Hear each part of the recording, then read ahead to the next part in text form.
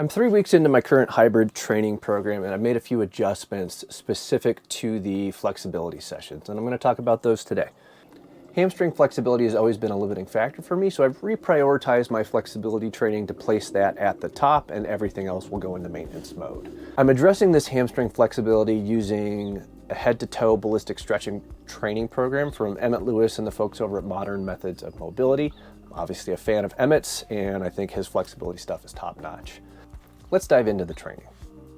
So I start my day with joint rotations. This is a daily activity to just check in with my body, see how things are feeling, as well as start to warm up those joints and capsules before I dive into anything head first. This is something I picked up while training under Emmett. I've also read about it in Thomas Kurtz's book, Stretching Scientifically. And I'm working basically wrists, elbows to shoulders, then ankles, knees, hips, spine. And if I find a sticking point in any of these rotations, I'll slow the rotations down and pause at that point of resistance or strain, and then try and work it slowly until, as I continue to move through those rotations, I'm not feeling any sort of discomfort.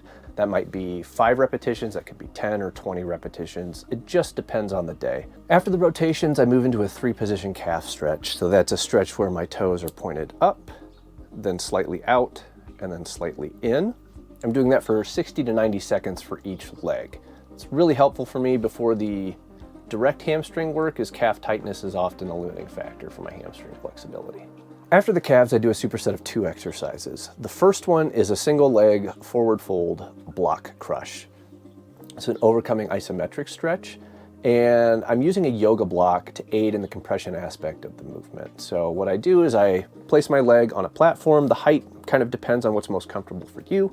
And I'm focusing on sucking and pulling that femur back into the hip socket, pulling myself deeper into the forward fold, and then crushing the block by flexing my quad and hip flexor and almost trying to lift my foot off whatever platform it's on. Now, I'm not necessarily at my deepest forward fold in this movement. I tend to stop a little bit short, but that allows me to really get a lot of that compression strength. If I go out to my end range in the movement, I lose the ability to really crush the block against my chest, and the strength of my hip flexor and quad tends to dissipate. So I stop a little bit short. I do 3 10-second compressions, taking about 5 seconds between each one, and then I switch legs.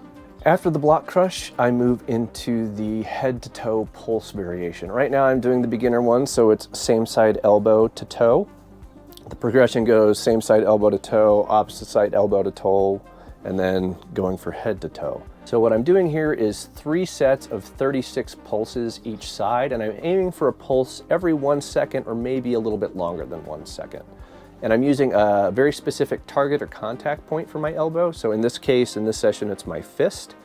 And what I'm trying to do is I'm aiming for just light contact at first, and then as the set continues, trying to achieve like firm pressure. And once I'm getting firm pressure consistently and somewhat comfortably, I'll reduce the height of the target. So this is from earlier in the week. I'm using a fist as the target. Yesterday, I was down to 3 fingers stacked on top of the toe. So progress on these comes pretty quickly, so long as you're staying consistent and just focusing on all the small cues. So same thing here as the block crush. I'm focused on pulling my femur into the hip socket, keeping a strong flex of my quad to prevent any sort of knee bend that might happen as a compensation aspect, trying to relieve the pressure off the hamstring. And then I'm using my hip flexors to pull the elbow towards the toe. I'm not using momentum and gravity to try and achieve that contact point. So I complete 3 sets of each exercise. Then from here, I move on to hip extension work that also has a small bit of hamstring flexibility to it as well. This has been a really enjoyable thing so far these last couple weeks, and I'll continue with this for the foreseeable future.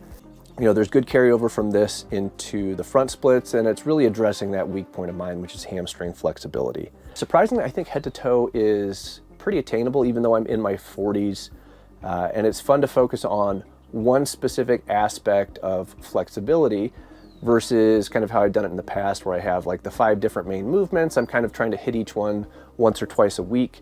Tends to build up a lot of volume, and progress is still quite good, but everything progresses at somewhat of a slow and steady pace versus having one specific aspect of flexibility improve dramatically faster, and then you can place that into maintenance mode. So I'm excited to continue with this. The goal is to achieve a head to toe without a warm-up, and then this will get shifted into maintenance mode, and I'll place another flexibility component at the top, probably front splits, just because of the carryover front you can have from head to toe into front splits. I'll keep you posted on progress, post some updates along the journey, and if this is something you want to pursue, there are a lot of different resources you can use. I obviously like Emmett's stuff and M3's programs, but find one that works best for you. There's something out there for everybody. Cheers.